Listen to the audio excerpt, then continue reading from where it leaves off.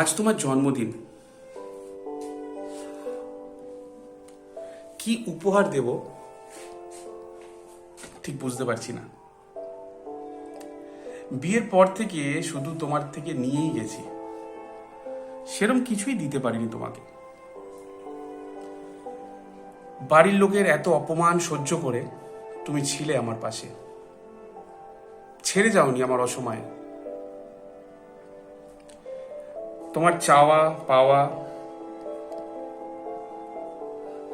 পুড়ে ছাই হতে দেখেছি আমি সংসারের যাতাকলে। কিন্তু বিশ্বাস করো, আমি চেয়েছিলাম তোমায় ভালো রাখতে। তোমার ফেলা প্রত্যেকটা অশ্রুর ফোঁটা আমার হৃদয়ে বিঘ্নিত হয়ে রয়েছে।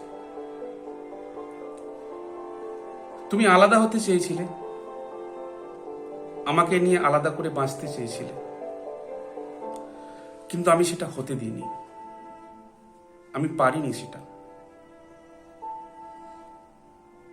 তুমি বলেছিলে তুমি স্বনির্ভর হতে চাও, কিন্তু আমি সেটাও দিতে পারিনি। তোমার পছন্দ ছিল খোলা আকাশ, কিন্তু সংসারের শৃঙ্খল থেকে তোমাকে স্বাধীন করতে পারিনি। একজন পুরুষকেই শুধু মানসিক দোটানায় কেন পড়তে হয় বলতে পারো? কর্তব্য আর দায়িত্বের মধ্যে কোনটা বেশি জরুরি?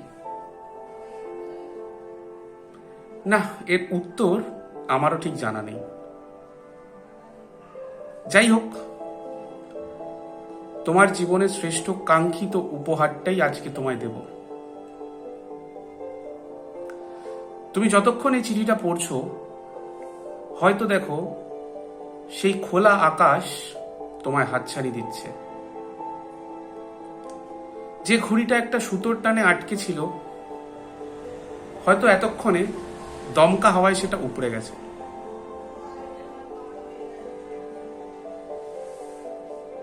আমাকে আর খুঁজো না, আমাকে আর খুঁজো না। আমি হয়তো সেই দমকা হাওয়ায় কোথাও একটা হারিয়ে গেছি।